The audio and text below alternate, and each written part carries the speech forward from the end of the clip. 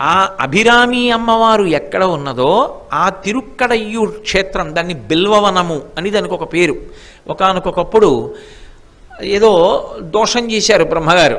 చేస్తే అది ఎలా పోతుంది అంటే పరమశివుడు అన్నాడు, నువ్వు బిల్వ విత్తనములను వేసుకుంటూ వెళ్ళు, నువ్వు విత్తనం వెయ్యగానే ఎక్కడ చెట్టు వస్తుందో అక్కడ తపస్సు చెయ్యి, నీకు తొందరగా నాకు అనుగ్రహం కలుగుతుంది అన్నాడు.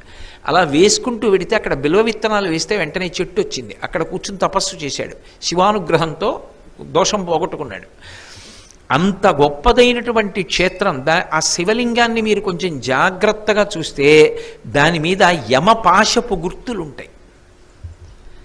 అందుకే ఆ క్షేత్రానికి తాటంకానికి సంబంధం ఉంది. అమ్మవారి తాటంకం దేనికి గుర్తు? ఆయన ఉన్నాడనడానికి గుర్తు.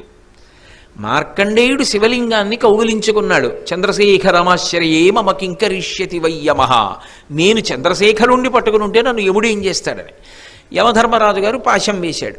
మార్కండేయుడికి శివలింగానికి కలిపి పడింది. ఆవిడ ఊరుకుంటుందా? ఎడమ భాగంలో ఉంటుంది. అందుకే శివుని యొక్క ఎడమ కాలితో తన్నాడంటే తన భర్త యొక్క రూపమైన శివలింగానికి పాశం తగిలింది, మహాదోషం జరిగింది. వెంటనే ఎడంకాలు లేచి తన్నింది. యముడు ప్రాణం వదిలేశాడు. వక్షస్థాడనమంతకస్య కఠినాపస్మార సంవర్ధనం బుభృత్పర్యటనం నమత్సురశిర కోటీర సంఘర్షణం కర్మేదం మృదులస్య తావక పదద్వంద్వస్య గౌరీపతే మచ్చితో మణిపాదుకా విహరణం శంభో సదాంగీకురు అంటారు శంకర భగవత్పాదులు. ఆనాడు మళ్ళీ ప్రార్థన చేశారు దేవతలు, వాళ్ళు అందరూ. యమధర్మరాజు గారికి మళ్ళీ ఆయుర్దాయాన్ని ఇచ్చాడు శంకరుడు.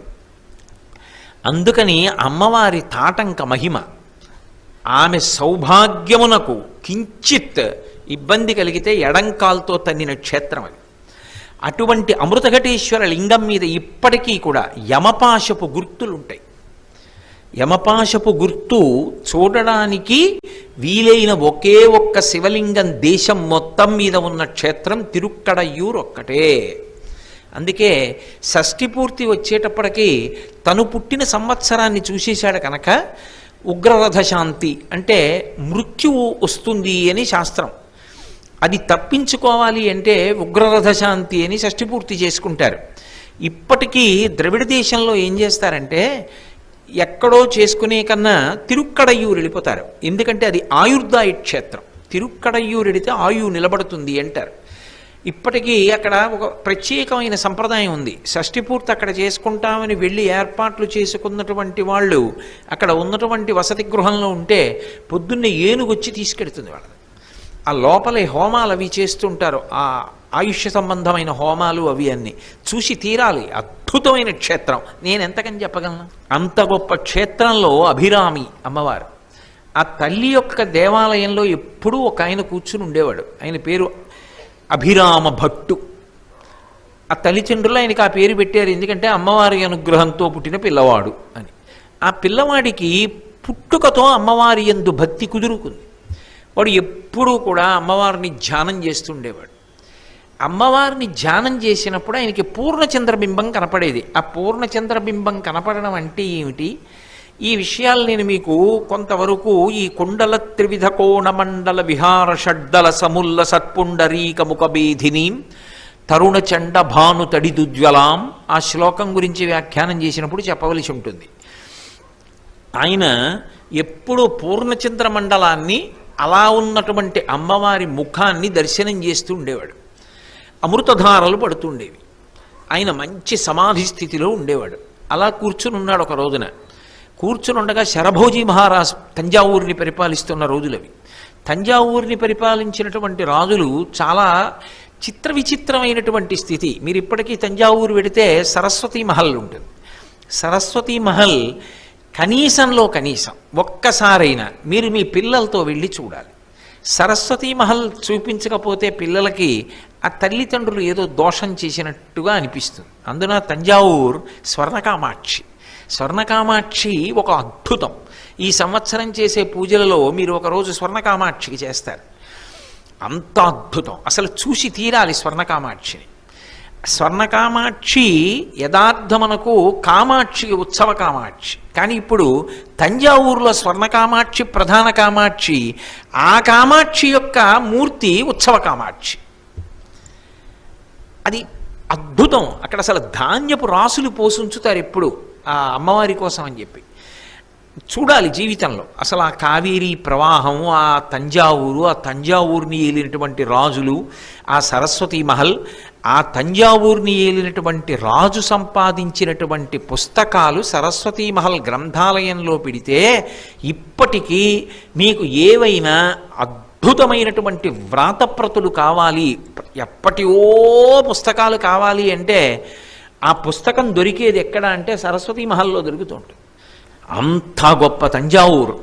ఆ తంజావూరుని శరభోజీ మహారాజు పరిపాలించాడు. ఆ శరభోజీ మహారాజ్ తిరుకడయూర్ క్షేత్రానికి వెళ్ళాడు దర్శనానికి. కావేరీ స్నానం చేసి అమావాస్య నాడు బయలుదేరి అమ్మవారి దర్శనానికి వెళ్ళాడు. ద్రవిడ దేశంలో అమావాస్య చాలా పట్టు, వాళ్ళు చాలా గొప్పగా నిష్టగా చేస్తారు దాన్ని. అందుకని ఆయన స్నానం చేసి తిరుక్కడయూర్ అభిరామి దర్శనానికి వెళ్ళాడు.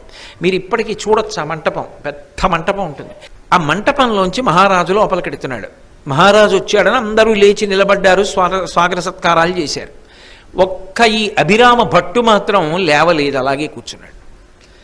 మహారాజు చూశాడు, అందరూ లేచారు, ఇతను లేవలేదు. అతని ముఖం వంక తేరిపారి చూశాడు, దేదీప్యమైనటువంటి తేజస్సుతో వెలిగిపోతాను. అమ్మవారికి మహాభక్తుడు, కనిపెట్టాడు. అయినా అడుగుదామని అర్చకుల్ని అడిగాడు. ఇతను లేవలేదు, ఎవరని అడిగాడు. ఏదో సమాధిలో ఉన్నాడంటే నమ్ముతాడో నమ్మడో, ఏ ఉపద్రవం, మహారాజు కోపం వస్తే తలదీసేయమంటాడు, ఎందుకు వచ్చిందని ఏం చెప్పమంటారు మహారాజా? అతను మద్యాన్ని సేవించాడు, ఉన్మత్తావస్థలో ఉన్నాడు అన్నారు. లోపలికి వెళ్ళిపోయాడు, అమ్మవారిని సేవించి బయటికి వెళ్ళిపోతున్నాడు. ఆయనకు అనుమానం వచ్చింది అతను కూర్చున్న స్థితిని చూస్తే. ఒక్కసారి కదిపి బహిర్ముఖుణ్ణి చేయండి అన్నాడు. కదిపారు. ఆయన కళ్ళు తెరిచాడు. ఇవాళ ఇంతిది అన్నాడు మహారాజు. ఆయన ధ్యానంలో పూర్ణచంద్ర మండలాన్ని చూస్తున్నాడు. అది ధ్యానంలో కుండలిని సహస్రారంలోకి వెళ్ళినప్పుడు ఆ దర్శనం ఉంటుంది. ఆ పూర్ణచంద్ర బింబం కనపడుతోంది ఆయనకి. ఆయన కళ్ళు తెరిచి అన్నాడు, పౌర్ణమి అన్నాడు. మహారాజు అన్నాడు, కాదనలేదు. రాత్రి వస్తే చూపిస్తావా చంద్రబింబాన్ని అన్నాడు. తప్పకుండా అన్నాడు. మహారాజు వెళ్ళిపోయాడు. చుట్టుపక్కల వాళ్ళు వచ్చి అన్నారు, ఎందుకు వచ్చిన మాటలు రా, ఇవాళ అమావాస్య, ఇవాళ పౌర్ణమి ఏమిటి? పైగా రాత్రి మహారాజు వస్తే ఎలా చూపిస్తావు చంద్రబింబాన్ని? చూపించకపోతే తల తీసేస్తానన్నాడు. లేనిపోని ఇబ్బంది కదూ అని వాళ్ళంటే ఆయన అన్నాడు, నేనా అన్నాను? నేను అమ్మవారి ధ్యానంలో ఉన్నాను. అమ్మవారి యొక్క ముఖమండలం నాకు పూర్ణచంద్రబింబంలా కనపడుతోంది. బహిర్ముఖుణ్ణి అయ్యాను. నా నోటి వెంట అప్రయత్నంగా వచ్చింది. ఏ తల్లి నా నోట పలికించిందో ఆ తల్లి చంద్రబింబ దర్శనం అమావాస్య నాడు ఆకాశంలో కనపడేటట్టుగా శరభోజీని అనుగ్రహిస్తుంది. సంధ్యాకాలం అయింది. సంధ్యావందనం చేసుకున్నాడు, వచ్చాడు, కూర్చున్నాడు. అభిరామి అంతాది మొదలుపెట్టాడు. అంతాది అంటే సాహిత్యంలో అదొక వినూత్నమైనటువంటి ప్రక్రియ. ఏ పదంతో పూర్తి చేశారో ఆ పదంతో మళ్ళీ ప్రారంభం అవ్వాలి. తర్వాత శంకర భగవత్పాదులు చేశారు. మీకు నేను షట్పది చెప్పినప్పుడు చెప్పాను. ఉద్ధృత నగభిధనుజ ధనుజకులామిత్ర మిత్రశిశి దృష్టే భవతి ప్రభవతి, అలా చేశారు రచన. దేంతో పూర్తవుతుందో మళ్ళీ దాంతో మొదలు పెట్టాలి. ఉద్ధృత నగ అన్నారనుకోండి, నగతో పూర్తయింది కదా. నగభిధనుజ, ధనుజతో అయింది. ధనుజకులామిత్ర, మిత్రతో అయింది కదా. మిత్రశిశి దృష్టే అయింది కదా. దృష్టే భవతి, అలా చెయ్యాలి కవిత్వం. అదే అందరూ చేసేది కాదు. అటువంటి కవిత్వాన్ని ద్రవిడ భాషలో ఆసువుగా చేస్తున్నాడు. అమ్మవారిని మనసులో స్మరించి చేసేస్తున్నాడు. 79వ శ్లోకం చెప్తున్నాడు. 7, 9, 16 షోడశీ కదు తల్లి. 79వ శ్లోకం చెప్తుండగా బాగా చీకటయింది. శరభోజీ గుర్రం మీద వచ్చాడు. వచ్చి దిగి ఆయన దగ్గరికి వచ్చి నిలబడ్డాడు. ఏది చంద్రబింబం అని అడిగాడు. ఇలా అన్నాడు. అమ్మవారు చూసింది అభిరామి గుళ్ళోంచి. తన భక్తుణ్ణి కాపాడుకోవద్దు అంతే. అమ్మవారి చెయ్యి కదిలింది, ఓ కుండలాన్ని తీసి ఆకాశంలోకి విసిరింది. అదే పూర్ణచంద్రబింబంలా నిలబడింది ఆకాశంలో. కోటి సూర్యుల పగిది వెలిగిపోతూ కనపడింది.